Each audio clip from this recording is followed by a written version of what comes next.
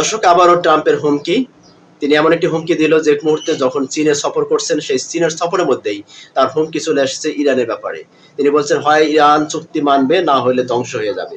দেখুন, এমন এক মুহূর্তে চীনের সফরকালে তিনি ইরানকে নিয়ে এমন হুমকি স্বরূপ বক্তব্য, সেই বক্তব্য আসলে কতটুকু সফলতা পাবে বা সেই বক্তব্যের প্রতি ফলন কিভাবে ঘটবে, অথবা ইরান এর পাল্টা কিভাবে জবাব দিবে, সেটাই এখন বিশ্ববাসী তাকিয়ে রয়েছে। আবার অপরদিকে যুক্তরাষ্ট্রের সাবেক প্রেসিডেন্ট বারাক ওবামা তিনি চাচ্ছেন যুক্তরাষ্ট্রের সাথে ইরানের সাথে একটা পারমাণবিক চুক্তি হোক। তিনি এই ছাপায় গিয়েছেন। আসলে এটা কতটুকু যুক্তিসঙ্গত?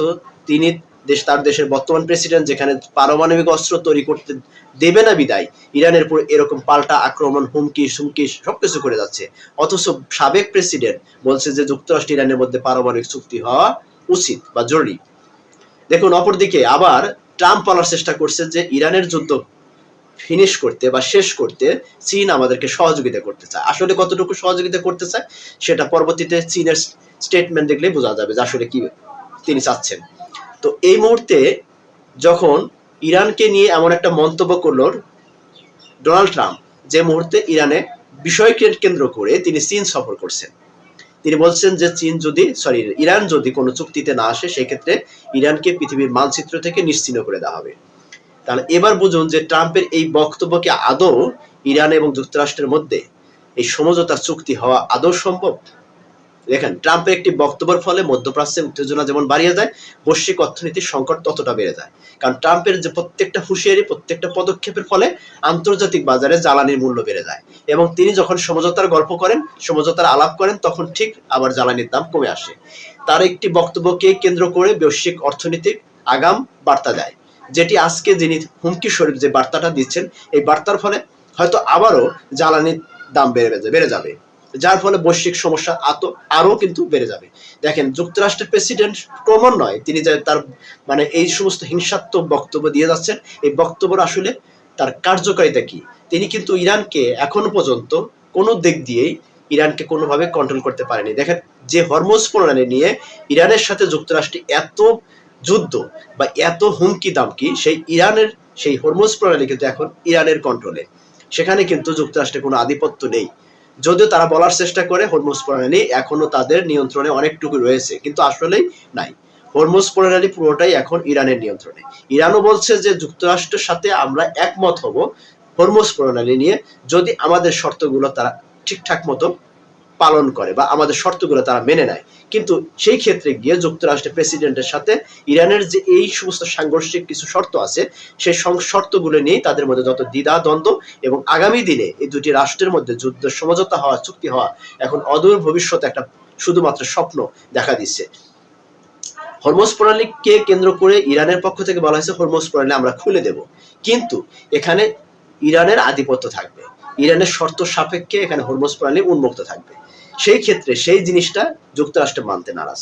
অপরদিকে ইরান কিন্তু বলছে যে যদি হরমুজ প্রণালী খুলে দেব, যদি আমরা আমাদের যে এই যে মজুতকৃত সম্পদ, জব্দকৃত সম্পদ, ইরানের উপর যে বিভিন্ন নিষেধাজ্ঞা আছে, সেই নিষেধাজ্ঞা যদি যুক্তরাষ্ট্রগুলো তুলে নেয়, সেই ক্ষেত্রে হরমুজ প্রণালী উন্মুক্ত থাকবে, এখানে কোনো শর্ত থাকবে না। কিন্তু যুক্তরাষ্ট্র চাচ্ছে যে তাদের সেই সমস্ত শর্তগুলো পর্যায়ক্রমে তারা শর্ত পূরণ করবে। যদি ইরান পারমাণবিক ইউরেনিয়াম সমৃদ্ধকরণ এটা চিরদিনের জন্য বন্ধ করে দেয়, তাহলে সেই ক্ষেত্রে তারা এই সমস্ত শর্ত মেনে নেবে। কিন্তু ইরান চাচ্ছে যে ইউরেনিয়াম সমৃদ্ধকরণের যে বিষয়টি আছে, সেটা পর্যায়ক্রমে ধাপে ধাপে আলোচনার মধ্যে দিয়ে সেটা সমাধান হবে।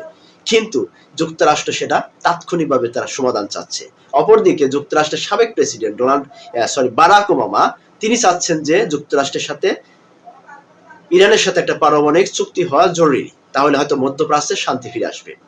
তার যে যুক্তিটা, তার যে এই যে প্রস্তাবটা, এটা অবশ্যই একটা ভালো প্রস্তাব, অবশ্যই একটা মধ্যপ্রাচ্যে শান্তি ফিরিয়ে নিয়ে আসার জন্য একটা খুবই একটা গুরুত্বপূর্ণ একটা এই মুহূর্তে প্রস্তাব। এটা হচ্ছে সবচেয়ে ইম্পর্টেন্ট প্রস্তাব।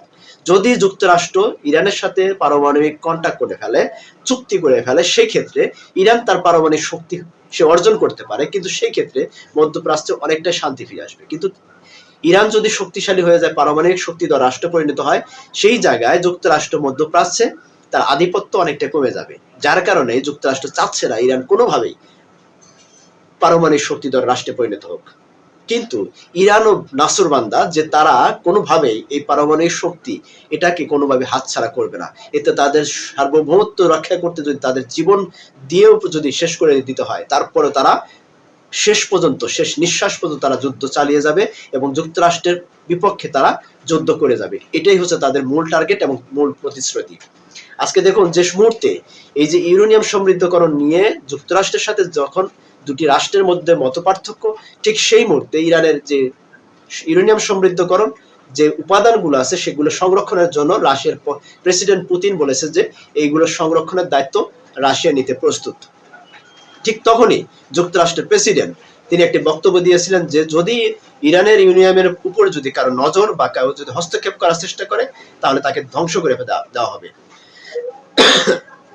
সরি, সেই মুহূর্তে আবার রাশিয়া থেকে পাল্টা তাকে প্রতিক্রিয়া জানানোর জন্য তিনি পৃথিবীর সবচেয়ে শক্তিশালী ব্যালিস্টিক ক্ষেপণাস্ত্র পরীক্ষা করে দেখিয়েছেন, যেটি রাশিয়ার ভূগর্ভ থেকে যুক্তরাষ্ট্রের ভূগর্ভে সরাসরি আঘাত হানার মতো শক্তিধর একটি ব্যালিস্টিক ক্ষেপণাস্ত্র তিনি তৈরি করেছেন, যার কিলোমিটার গতি হচ্ছে 35,000 কিলোমিটার, যেটা বিশ্বে এখনো অপ্রতিদ্বন্দ্বী এবং অদ্বিতীয়। পৃথিবীর বুকে যে সমস্ত ক্ষেপণাস্ত্রগুলো সবচেয়ে ক্ষেপণাস্ত্রগুলো যাদের হাতে আছে যুক্তরাষ্ট্র, চীন এবং উত্তর কোরিয়া, তাদের ক্ষেপণাস্ত্রগুলোর পাওয়ার হচ্ছে মাত্র 10 থেকে 12,000 কিলোমিটার দূরত্ব গিয়ে সেগুলো হানা করতে পারে। কিন্তু রাশিয়া সেই ক্ষেপণাস্ত্র এমনভাবে পরীক্ষা করলো তাদের চেয়ে 2-3 গুণ বেশি শক্তিধর ক্ষেপণাস্ত্র পরীক্ষা করে সফলভাবে পরীক্ষা করে দেখিয়েছে, যেটা আগামী দিনে যে কোনো রাষ্ট্রের জন্য তিনি ব্যবহার করতে প্রস্তুত। এই ঘোষণা যখন দিলেন তখন যুক্তরাষ্ট্রের প্রেসিডেন্ট কিন্তু এই বিষয়টিকে অন্যভাবে দেখে সে এখন কি করছে, ব্যালেন্স করার জন্য তিনি চীন সফরে আছেন, যে কোনোভাবে যদি চীনকে ম্যানেজ করে রাশিয়ার থেকে চীনকে যদি একটু মুভ করানো যায় বাণিজ্যিক, অর্থনৈতিক এবং সামরিক শক্তি দিয়ে চুক্তির মধ্য দিয়ে, তাহলে রাশিয়া এবং চীনের মধ্যে যখন একটা মতপার্থক্য সৃষ্টি হবে বা দ্বন্দ্বের তৈরি হবে, সেই মুহূর্তটা যুক্তরাষ্ট্র রাশিয়ার উপরে চতুর্দিক দিয়ে চেপে ধরার চেষ্টা করবে, বিভিন্ন রকমের নিষেধাজ্ঞার মধ্য দিয়ে, সামরিক শক্তি দিয়ে, অর্থনৈতিক ক্ষমতা দিয়ে, সবকিছু দিয়ে রাশিয়াকে ঘিরে ধরার চেষ্টা করবে, যেটা ইতিমধ্যে বিভিন্নভাবে চেষ্টা করছে।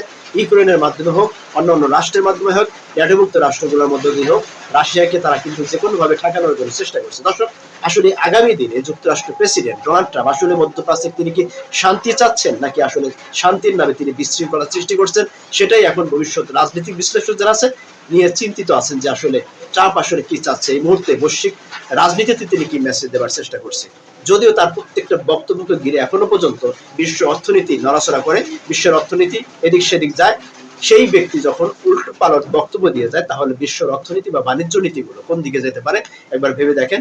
যে এই ব্যক্তি বক্তব্য দেওয়ার মধ্য দিয়ে আজকে মধ্যপ্রাচ্যে উত্তেজনা ক্রমান্বয়ে বেড়ে যাচ্ছে এবং মধ্যপ্রাচ্যের যে দেশগুলো আছে তাদের সাথে কিন্তু পারস্পরিক প্রতিবেশী রাষ্ট্র হিসেবে তাদের মধ্যে সম্পর্ক অনেকটাই কিন্তু খারাপের দিকে যাচ্ছে, যেটা ভয়াবহ একটা পরিস্থিতি কিন্তু আগামী দিনে অপেক্ষা করছে। যদি মধ্যপ্রাচ্যের রাষ্ট্রগুলো একে অপরের সাথে যদি সামরিক শক্তি দিয়ে দিয়ে সবাই যদি জড়িয়ে যায় তাহলে সেই ক্ষেত্রে মধ্যপ্রাচ্য একটা ভয়াবহ যুদ্ধে পরিণত হবে। আর ট্রাম্প কিন্তু সেটাই চাচ্ছে যে এখন যে মধ্যবর্তী রাষ্ট্র, যে মধ্যপ্রাচ্যের যে রাষ্ট্রগুলো আছে, পারস্পরিক যারা যে সমস্ত রাষ্ট্রগুলো প্রতিবেশী রাষ্ট্রগুলো আছে তারা যেন যুদ্ধে জড়িয়ে যায়, সেই যুদ্ধে জড়াইলেই সেখানে ট্রাম্প তার যে মিশনটা সেটা বাস্তবায়ন করতে সহজ হবে এবং ইসরায়েলের যে মিশন আছে সেটা বাস্তবায়ন করতে সহজ হবে।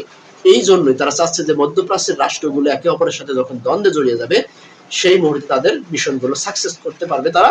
আর এই জন্যই তাদের সাথে দ্বন্দ্ব লাগিয়ে রাখছে। ইতিমধ্যে আমরা যেটা দেখতে পাচ্ছি, ইরানের সাথে আরব আমিরাতের সাথে চরম তাদের শত্রুতা শুরু হয়ে গেছে এবং আমেরিকার সাথে শুধু ইরানের না, সৌদির সাথেও যে একটি বন্ধু রাষ্ট্র ছিল তার সাথে মত পার্থক্য তৈরি হয়েছে। সবকিছু মিলে কেন জানে মনে হচ্ছে যে মধ্যপ্রাচ্যের আগামীতে ভয়াবহ একটা যুদ্ধ অপেক্ষা করছে, যেটি শুধু যুক্তরাষ্ট্র ইসরায়েলের সাথে নয়, ইরানের সাথে, আরব আমিরাতের সাথে, সৌদি আরবের সাথে, কাতারের সাথে, ইরাকের সাথে, সমস্ত মধ্যপ্রাচ্যের সব রাষ্ট্রের সাথে দেখবেন যে একটা জগা খিচুড়ির মতো যুদ্ধ শুরু হয়ে গেছে। আর এই দিনটার অপেক্ষায় করছে ট্রাম্প। দেখা যাক আসলে এই সিচুয়েশনটাকে কিভাবে হ্যান্ডেলিং করে চীন এবং রাশিয়া। তারা যদি এটাকে শক্তিশালীভাবে শক্ত করে তারা যদি এটাকে হ্যান্ডেলিং করতে পারে, হয়তো বা মধ্যপ্রাচ্যের এই অশান্তি কোনো না কোনোভাবে সেটা থেমে যেতে পারে। কিন্তু এখন দেখার বিষয় হচ্ছে আসলে আগামী দিনে এই পরাশক্তির রাষ্ট্রগুলো তারা নিজেদের ভিতর দ্বন্দ্বে জড়িয়ে যাবে, নাকি আসলে মধ্যপ্রাচ্যের শান্তি তারা ফিরিয়ে নিয়ে আসবে আলাপ আলোচনা অথবা সমঝোতার মধ্যে দিয়ে? সেই অপেক্ষা আমাদেরকে থাকতে হবে। তার কারণ তাদের উপরে নির্ভর করে বিশ্ব রাজনীতি, তাদের উপর নির্ভর করে বিশ্ব অর্থনীতি, বাণিজ্য নীতি এবং সামরিক নীতি। দর্শক, এখনকার মতো এই পর্যন্তই। ভালো থাকবেন, সুস্থ থাকবেন, নিজেদের প্রতি খেয়াল রাখবেন। আল্লাহ হাফিজ। আসসালামু আলাইকুম ওয়া রাহমাতুল্লাহি ওয়া বারাকাতুহু।